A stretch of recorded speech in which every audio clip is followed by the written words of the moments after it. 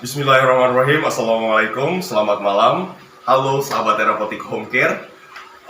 Kali ini di video ini Bara ingin mengangkat satu pembahasan lagi, masih tentang tungkai bawah atau kaki. Oke, ini masih lazim keluhan-keluhan yang lazim yang terjadi adalah lutut yang mengunci. Sebenarnya di video-video sebelumnya juga sudah ada latihan-latihan untuk bagaimana supaya lutut itu tidak mengunci. Cuman Bara kali ini ingin memberikan satu latihan atau kebiasaan yang harus dilakukan agar lutut itu tidak mengunci. Kebiasaan apa saja itu?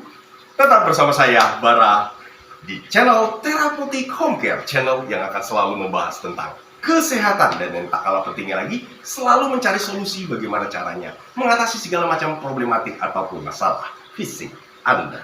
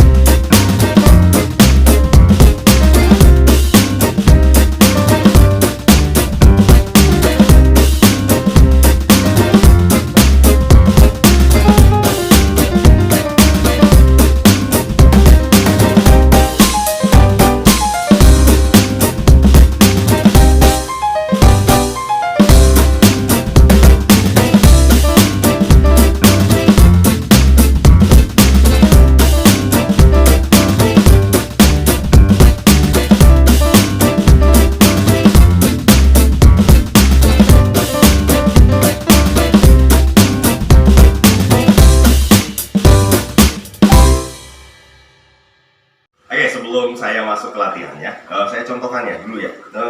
Ini penderita stroke rata-rata yang lututnya mengunci, dia akan jalan seperti ini.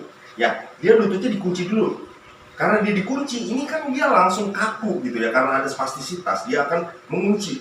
Oke, ini yang pertama karena ada spastisitas. Yang kedua, ini dikarenakan mereka merasa nyaman. Kalau dikunci dia tidak akan jatuh, gitu karena akan pageh, gitu ya. Tapi ini bukan malah bisa membuat dia berjalan baik, tapi ini adalah problematik. So jangan dikunci lututnya. Jadi ibaratnya kalau dia mengunci begini, dia mau tidak mau karena dia sulit untuk menekuk, sulit untuk melangkahkan kakinya, dia terkunci gitu. Akhirnya dia bokongnya ke bawah, ke belakang, dia bokongnya ke belakang tuh. Ya, setelah bokongnya ke belakang dia lempar kakinya. Kunci sama dia ke belakang. Nah, dikunci sama dia ke belakang. Ya, ini yang biasa terjadi oleh penderita stroke, dan ini masalah sekali ya. Karena apa? Karena dia melangkah bukan dengan otot perut tapi otot pinggang, kemudian lututnya mengunci. Ini akan menyebabkan jarinya nanti akan mencengkram, foot drop dan lain-lain. Oke, so kebiasaan lutut mengunci ini harus dirubah. Bagaimana merubahnya? Perhatikan video yang satu.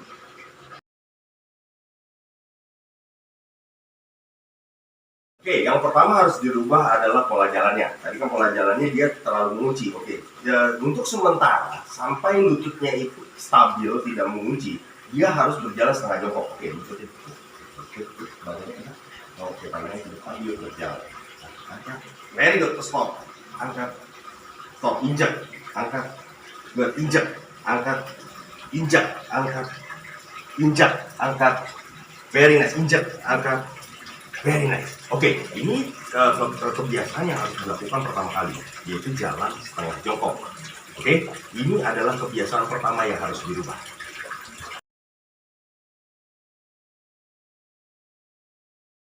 Oke, kebiasaan yang kedua adalah kebiasaan tidurnya.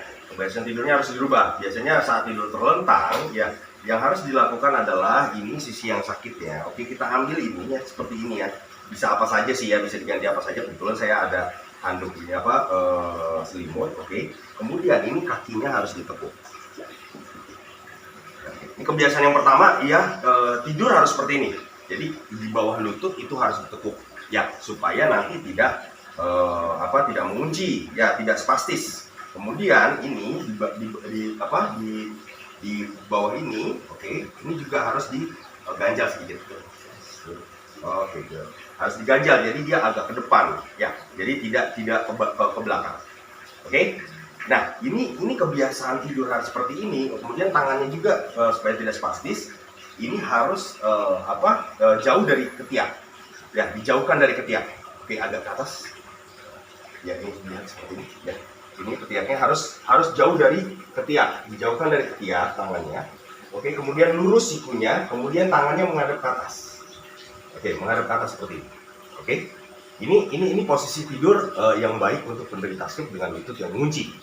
Nggak hanya lutut yang mengunci aja sih, sebenarnya tidurnya orang stroke harus seperti ini saat dia terlentang. Oke, nah kebiasaan tidur ini adalah kebiasaan yang harus dirubah untuk merubah lutut yang mengunci yang kedua.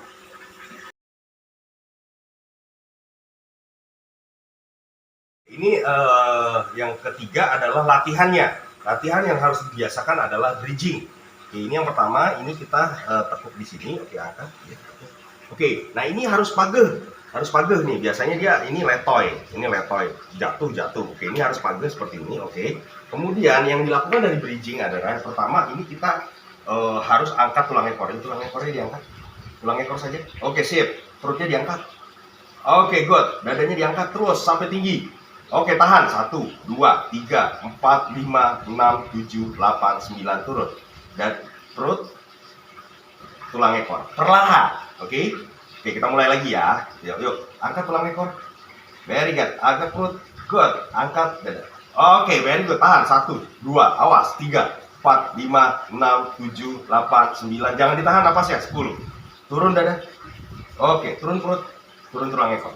Perlahan. Oke, jadi bertahap. Angkat tulang ekornya. Very good. Angkat perutnya. Angkat dadanya. Tahan. Awas. Jangan meset. 1, 2, 3, 4, 5. Awas. Tahan.